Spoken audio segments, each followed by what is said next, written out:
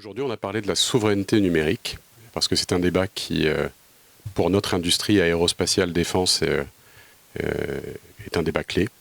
On a à la fois pour la décarbonation de l'industrie, à la fois pour la montée en cadence qui va être vraiment le facteur de compétitivité numéro un, et pour l'augmentation de la production de défense pour répondre à la situation géopolitique qu'on a. Tout ça va reposer de manière très profonde sur la capacité à développer et à appliquer des solutions numériques, à la fois du cloud, à la fois de l'IA,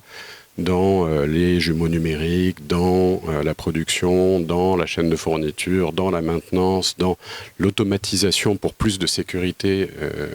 de ce qu'un avion peut faire seul, par exemple atterrir ou décoller seul, dans la gestion du trafic aérien qui, parce qu'elle sera numérique, pourra permettre de décarboner à hauteur de moins 10% l'aviation, dans la défense, parce qu'on n'aura plus des équipements de défense, mais des systèmes de combat où forcément on aura à la fois du cloud, à la fois des transmissions de données, et donc nécessairement, on voit bien là au travers de toutes les applications qu'on aura une nécessité pour ces applications-là d'avoir de la souveraineté numérique. On va voir dans les 2-3 ans qui viennent, au niveau législatif, plusieurs textes, comme le Cloud and AI Development Act, comme la revue du Cyber Security Act, ou le UCS, le Standard Cloud de certification souverain, qui vont être travaillés à la fois par les États et à la fois par le Parlement, et sur lesquels la définition de la souveraineté numérique et la manière dont on peut l'appliquer, par exemple, en demandant à des autorités publiques d'acheter souverain pour certaines utilisations de cloud ou d'IA, en fait, ça va être un facteur clé pour à la fois donner un point focal à toute l'industrie au niveau européen de ce qu'est quelque chose de souverain et est-ce que je peux faire confiance à tel ou tel fournisseur pour le besoin sensible que j'ai, et pas juste dans telle région, et pas juste dans tel État, mais au niveau européen, et ça c'est fondamental, et pour nous, parce que notre chaîne de fourniture et nos activités sont européennes, Airbus, mais beaucoup aussi pour les fournisseurs européens qui vont avoir besoin d'échelle.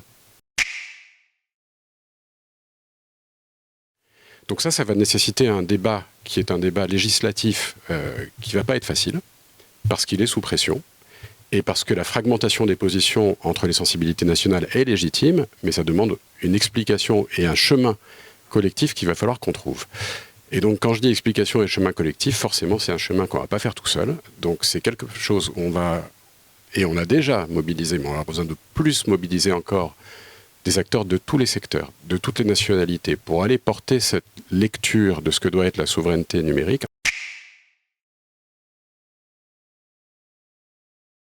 On annonce une alliance qui s'appelle ESTIA, European Sovereignty Technology and Industrial Alliance, donc c'est une alliance européenne. On l'a fait avec Soprasteria, on l'a fait avec OVH, on l'a fait avec Dassault Systèmes, on l'a fait avec Deutsche Telekom, A1, l'acteur autrichien, on a Orange, on a Schwarz, le groupe Schwarz allemand que tout le monde connaît dans sa branche digitale, et j'en oublie peut-être Telecom Italia, et on va à partir de maintenant recruter très largement. On avait beaucoup de soutien dans l'UCS. Cette alliance-là, on veut que ce soit un objet qui nous serve à peser dans le débat public européen, dans le débat législatif. Donc cette alliance-là, elle est lancée maintenant. On appelle tous ceux qui veulent nous rejoindre et qui adhèrent à ce que je viens de décrire à faire signe, et on se sera ravis d'accueillir tout le monde dans cette alliance dès que possible.